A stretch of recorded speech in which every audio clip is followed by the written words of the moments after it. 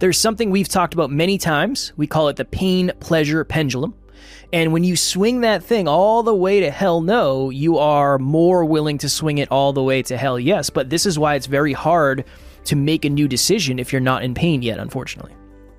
I just had one of the coolest experiences I've ever had in coaching someone earlier, and I am very excited to share this because I think there's a big takeaway in it. Next Level Nation, today for episode number 2140, how quickly do you go from pain to decision? All the time when I'm on podcasts, we're talking about my story, we talk about your story, and I say, unfortunately, I think pain is a requirement in transformation. I don't know why. I didn't decide it. I didn't design it that way. I wish it wasn't that way. But I do believe that is one of the requirements, because if you're not in that much pain, you're not willing to go through that much more pain to feel good. And Alan has a good story. So I'm just going to kick it to you because you have a cool story, and I want to make sure we can go in length with that story. Got a new client this week. Last week. And this is my third session with this man. And he gave me permission to share all this, but I don't want any clients to think that I'm ever going to share anything. So I'm keeping all things anonymous now.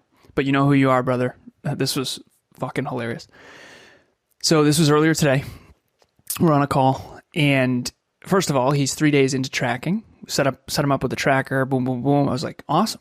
Fully. Is he a multi-millionaire yet? 3 days in or no? Actually, he's pretty close. No, nice. He's on his way. No, he's not a multimillionaire yet, but he is crushing it. Started his business in March. I said, again, anonymously, I said, how are you doing? What are we talking revenue wise? Usually that's a touchy subject for early entrepreneurs because entrepreneurship's terrible. There's usually none, right? Yeah, there's usually little to none. So what are we averaging month over month? He's like, well, I don't really know the average. I said, okay, year to date. He's like, well, I started in March, and I'm sitting there going, oh, we're fucked. You started in March, so you've made no money. Got it. He's like, about 170? Like strong work. $170,000? How many months has it been? So you're averaging 40 grand a month? I was like, this is going to be fine. This is going to be great. He's like, dude, this niche I'm in, awesome. So anyways, shout out to you, brother. But he's tracking. And I said, dude, you have no idea how hard it is to get people to track. Strong work. Thank you. Not a single missing cell. Everything's done. Boom. We're on the call and we're going through these 3 buckets of time that I have. And I've done this on the podcast too. And there's essentially 3 buckets, obviously. The first one is directly profitable activities. The second one is indirectly profitable activities. A good example would be this podcast. This is for free. Everybody gets this for free. But it leads to directly profitable. So coaching is directly profitable. Podcasting for me and Kevin is indirectly profitable. Okay, awesome. And then there's not profitable. And as an entrepreneur, unless you want to go out of business, you better get rid of as much not profitable stuff as possible. And if you want to be at every barbecue and that kind of thing, you're in some trouble as an entrepreneur. And I've said that before. So we're going through the not profitable bucket, obviously. I'm trying to get to know this guy. And I said, brother, all the love, I'll be the pain in the ass you thank one day. Where are you wasting time? There's 168 hours in a week. He sleeps 8, so that's 8 times 7, that's 56. So you got 112 left. Something like that. Oh, the number's 168 minus 56. All my stuff just fell over. Minus 56. Grab my phone. You're at 112, I think, right? 112, 1 second. 168 minus 56. Yeah, 112. Awesome. So we got 112 hours left. This is on Zoom. Boom, boom, boom. I got the picture of the 3 buckets up. It's actually plants. And anyways, I said, hey, brother, where are you wasting time? Talk to me. Usually this is a really touchy subject. Quite frankly, everyone out there watching or listening, I don't want to be a dick, but I do got to say, everyone wastes time. Everybody has something they know is just fucking a terrible use of their time that they're just doing constantly. And so he has one. Every client does, you know. Of course. And I do too, by the way. What's mine? Movies. Fucking love them. Obsessed with movies. Love them so much. Okay. Everyone think of yours. But anyways, so his brother, this video games, man. He's like, my wife hates it. I said, what's your poison? I used to play a lot of video games, man. Halo 2, all the stuff we connected. Nerded out a bit. And I think he said, I don't know the name of the game. It's a first-person shooter online. The big one. There's a big one. Fortnite? Maybe. It sounded like a spinoff of that, maybe. Is that on Xbox? I have no idea. I've never played it. Okay, anyways, he said, first person, I said, what are we talking per day on average? He said, brother. I'm like, I know. He's like, probably like 2 fucking hours. And I'm like, dude, do you need me to crunch the numbers? He's like, no. I said, all right, it's my job to make you successful. I will consider myself a failure if you're not successful. This is next level coaching. This is business coaching. Like, we got to have a conversation. I said, do you want to put it on your tracker and like do it minimum of an hour, maybe minimum hour and a half? I said, I've had clients in the past that go from 2 hours to 1.5 to 1 to half an hour, and eventually they wean off. Do you want to wean off? He says, no, man, fuck that. He says, I'll be right back. He takes out his headphones. He goes and gets his fucking Xbox and he throws it in the trash. And he's like, we're good. It's over. And I was like, that's the coolest thing I've ever seen. And I said to him, I kid you not, we're on Zoom. I'm like, do you think you should probably sell it? You know, Xbox isn't cheap. I don't know what it is. He's like, honestly, I'll probably only get $200 for it. I'm going to have to put it on Facebook. All this stuff. I said, brother, he said, I make more an hour. Like, no, let's just move on. And I had a moment and I was like, I'm going to make this dude so successful. And here's why. I say this often. The science of achievement doesn't give a shit about your feelings. It doesn't care that you like Xbox. It doesn't care that you like games on your phone. It doesn't care about your feelings. It doesn't care that you like boats and whatever you want to do. It just doesn't give a shit because it doesn't have any emotion. Business is business. And I had this moment of this dude is going to be so successful because he's spray and pray right now. Dude does 40 cold calls yesterday. Because I'm like, do you want to add any habits? He's like, 10 cold calls. And I was like, brother, are you going to be able to sustain that? He says, let me check. He looks at his phone live. He says, well, I did about 40 yesterday. And I was like, that's so wild. Oh my God. He's like, well, I didn't talk to 40 people. I said, brother, I know. Okay, you got 40 voicemails. I'm just kidding. But the point is we're going to be fine. And I said, have you always had this work ethic? He said, back in the day, looking back, like back in the day, I didn't know. But looking back, yeah, that's totally what got me here. I said, brother, you're spray and pray.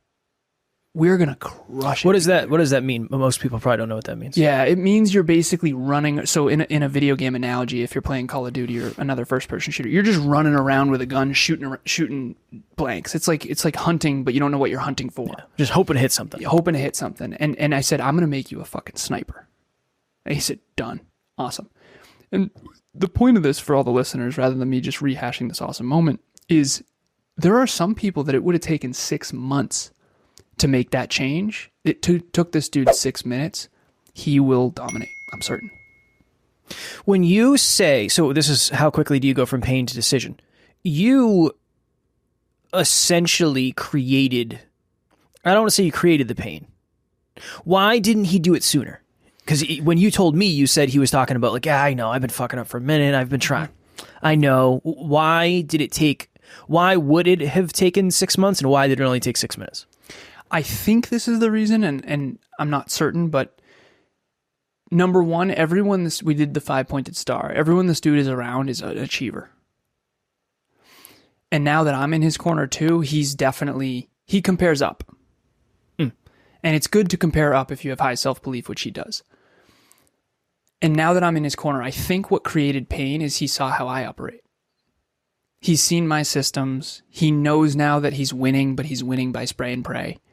And he, I think, wants to be more next level. And I think he's sick and tired of mediocrity.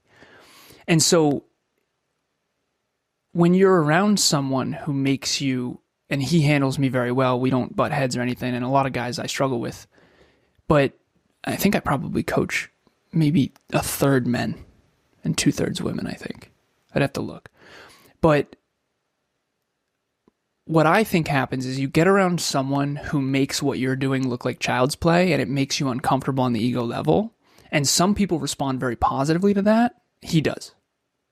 He's like, yeah, I've been thinking about this a long time. It's not. And I'm that way too. I've lifted weights with people that warm up with my max.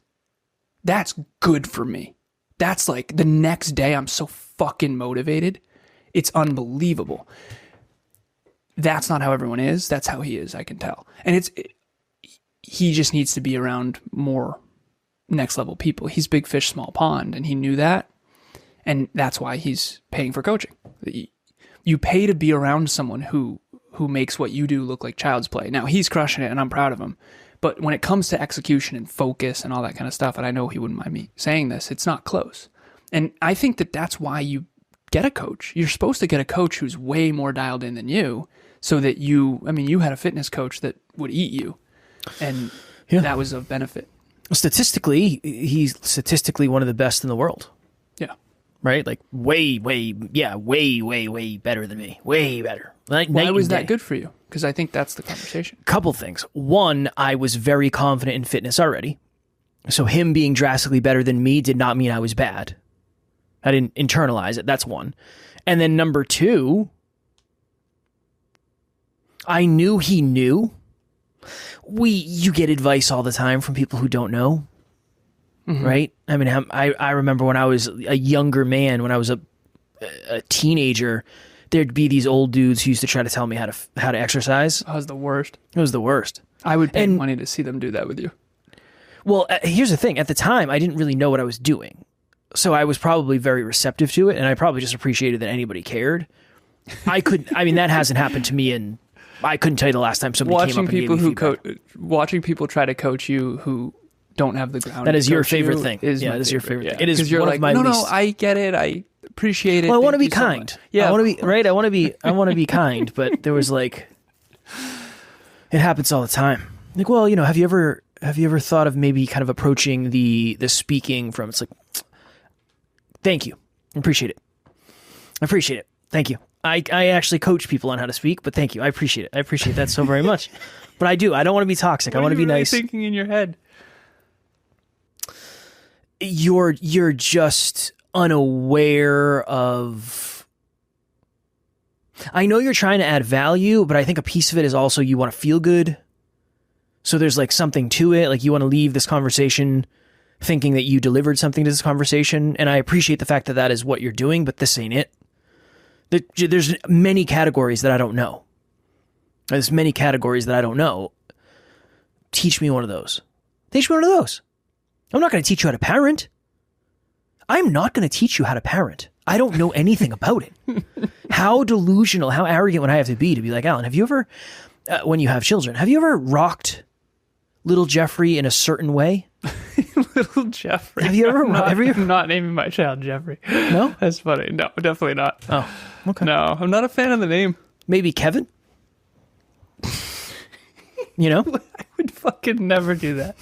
With love, little Kevin. That's funny. Maybe maybe after the, I don't know, 8th most impactful person in your life. Maybe. I don't know. I get fired up. Internally. All right, let's get back to this. Well, inside your head, true or false, you say, I'm way ahead of you. Well, yes. Why are you teaching me? Yes. Yeah. And there's a little piece of me that's like, how do you not know? I know. How do you not know I'm ahead? I think that's why fitness is such nobody corrects me in fitness. Very few. Actually, I had somebody comment on my squat form on one of my videos, and I was like, oh, Jesus, here we go. The person was jacked. Thank you. Appreciate it. And I know that they said your heels are coming up a little bit. I know my heels are coming up a little bit. I fucking haven't been doing mobility. I'm out here slacking. Yeah, son. You're like, I'm convinced it's not real. I know you're joking, obviously. I still have to do some research based on what has to get done from a mobility perspective. NLU listener, what is happening? I just wanted to jump in here and let you know, if you want to get to the next level faster, we have a free virtual monthly meetup at the first Thursday of every month. You can connect with like-minded people and become a bigger part of this amazing global community. The link to register will be in the show notes. Here's the thing.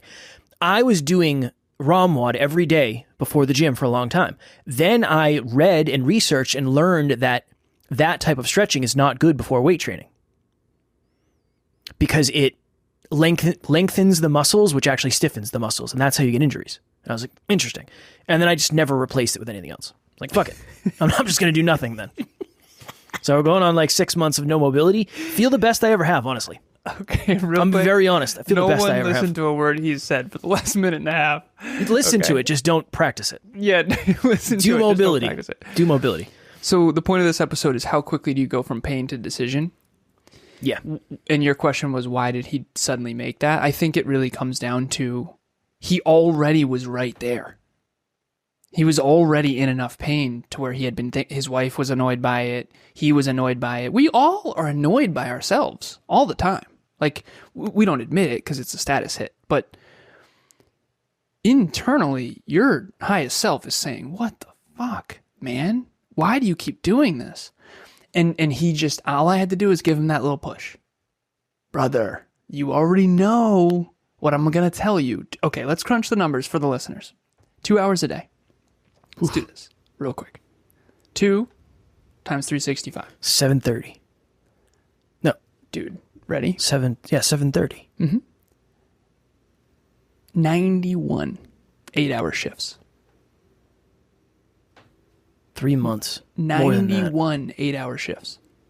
This dude makes a lot of money per hour. Watch this. 2 times 365. And I asked him, I'm not joking. I know you're listening, brother. I asked him, I said, you planning on being a pro gamer? He said, no. I said, do you have any friends that you play with? He's like, no. So this isn't even socially beneficial. He said, no. Dumbest shit ever. I said, brother. And he's like, I'll be right back. He just can't. 730, let's say, and he makes a lot of money. Let's say he makes, on average, just 50. That's 37 G's per year that you burn, gone, just from playing Xbox. It's wild. I know people think I'm out of my mind. I know people think I work too much. I get it. That's why. That's why. You're building your future. And when you're playing Xbox, you're not building your future. You're not. Well, just like when I'm watching film. I get it. But it's R&R with my that's the thing. Future wife, I'm eating food. Yeah, that's the potential difference is like, okay, it fills your cup. You're watching inspiring films. It's intentional recovery. I asked him that too. Is this good for your Right. R&R? He said, Right. no, it's actually jacking me up right before bed. All this. Yeah. You know, competitive gaming is a whole thing. I don't even know where my PlayStation is. I don't think at this point. So I had shout out to you, brother. I don't know you, but from the story, you sound like you and I feel like we get along pretty well. You would, for sure. I was fucking hammering PlayStation 4. I loved it. I was like, I'm going to get really good at Call of Duty. And then Alan sat me down and he's like, dude, you're fucking up. And I was like, I'm fucking up. And then I dialed it way, way, way down. And the only time I ever play is when I go to Matt's. Mm-hmm. I bring it down. We set up 2 TVs and we play together that way. Outside of that, I have not set it up in COD? Yeah. Nice. What would you say? Because I would rather, again, too many people think I'm nuts. What would this Kevin say? Go back in time when I told you, hey, you're fucking up. What would you say to that Kevin? Because Kevin had a sincere interest to be a successful businessman. For sure, for sure. And if you don't have to listen to a word I'm saying. If you don't want to be successful, you don't have to listen to any of this. My thing would be is I think you're better at jumping from like all to nothing or nothing to all. The advice I would give is replace that 2 hours with something else to start. You have to throw away again, if you know you're obsessive and it's like, I'm going to find a way to unlock this thing and get it hooked back up, whatever, do what you got to do to get rid of it. But for me, it was like, well, I'm not going to work. I'm not going to be working during that time, right? I'm not going to be working from 8 to 10. This is going to be my R&R. Was it R&R for you? No, it was fucking mayhem. I'm getting jacked up too. I'm getting adrenaline dumps. It's like, oh my God. I'm thinking about it before I go to bed. Like, I really wish I made that move instead. Strategizing about COD instead of our company. That wasn't it. Mm-hmm. That wasn't it. So I would say, well, what is something that would be more aligned for your goals?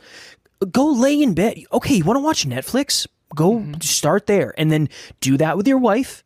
And then as a byproduct of that, you'll probably end up going to bed earlier. You'll be more relaxed. You guys will be more connected. Maybe you'll have more deep talks. That checks so many boxes off. Mm-hmm. So that is the advice I would have given Kev.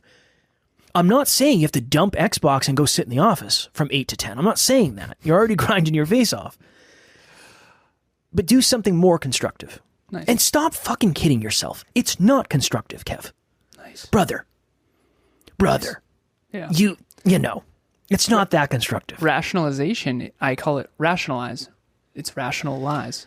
I got to tell you, Rationality is the hardest book I've ever tried to listen to. Really? It is fucking brutal. Yeah, I don't know if it's not super well written, in my opinion. I just think it's the most important concept in the world. I got to start over. I went from book to book. I don't know. I was like a quarter of the way in, and I started reading something else, or listening to something else. I went back to it, and then I started listening to it yesterday. I was like, I need to go all the way back. I don't even know what the fuck they're talking about at this point. I need to go all the way back. Talking about Boolean algebra yet? No, it was like, if, what was it? Yeah. Behind door number 1. And No, I got past that. The part I'm at now, they were talking about, like, experts say that if this doesn't change, this is going to happen. Well, that doesn't actually mean this is going to happen. It's like a if-then statement, but A doesn't equal B unless A equals A. It's like, what the fuck are we talking about? I know. So I don't need to know any of this, do I? No, you do. Yeah. So damn. A plus B can't be more likely than just A. Yeah, that. Yeah. What's that mean? So, what are the chances? So Kevin and I are hanging out, and we're both by a lake. What's the probability Kevin is fishing versus the probability Kevin and Alan are fishing? And what he's trying to get people to realize is that mathematically, the probability of just Kevin fishing has to be higher than the probability of Alan and Kevin fishing. Interesting. Even though in our narrative story brain, emotionally, it's like, well, they're fishing together and they love each other and they're having so much fun. It's not rational. It's stupid. But in our case, intelligent. I feel like the probability of us fishing together is actually higher because we would never fish alone. It's not. No, you don't think so? Well, what's the equation? You know what I mean? What's the equation? Yeah. What's the probability of Kevin fishing near a lake? 0 to 100%. 0 to 100%. It's 100%. No, it isn't. What else am I doing by the lake? You sunbathing, hanging out. Yeah, I lay it out. Yep. Yeah. No. I'm this pale because I'm laying out. Yeah, because I'm laying out. No, I can't do this. We don't have time. we don't have time. This is the hardest part of my life. I kid you not. I sent the entire NLU team a map of all of mathematics, applied mathematics and theoretical mathematics. And my hardest, I listened to me on an episode recently, a clip came through. It was so bad. And I'm not trying to be mean to me. It's like, dude, no. Was this yesterday's? Too much. Yesterday's episode? No. You're funny. I was explaining too many concepts simultaneously, and the concepts, while I was explaining the concepts, needed deeper explanation on the concept. So it's like a concept within a concept within a concept within a concept, and I lost them. I could see it on their face in the clip. It's like, damn, just answer the fucking question. But it's not that easy because it's not 2 + 2 = 4, man. You're like, well, what's the equation? Are you kidding me? Do you have any idea what you just asked me? I think in my mind, it's like probability of Kevin fishing near a lake. You said by 100%. himself. That's the dumbest shit ever. 80%. Probability have you ever been of by a lake not fishing? Yes. Thank you. I regret to admit I have. Yes, exactly. What if you don't have a pole? What if I forgot my pole? What if we only had one pole? What if we're walking and talking instead of... If we only had one pole, we could fish together, one hand each. I'll reel, you hold.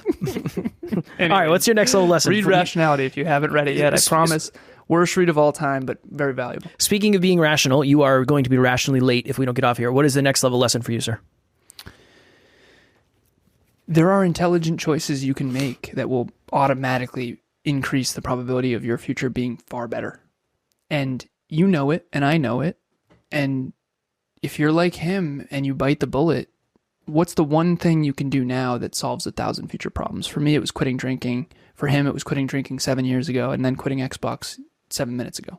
I'm kidding. It was more than 7 minutes ago. But mine would be the pain you are avoiding now is also holding you back from the pleasure you want in the future. That's what I would say. Nice. Cool. All right, Next Level Nation, we have the Next Level Dreamliner. If you want to dreamline/journal your way to success, we'll have the link in the show notes for that. And what else we got? When's the next meetup? You know, meetup coming up? we do. It's the top 10 reasons people aren't more successful. I think that's next week, isn't it?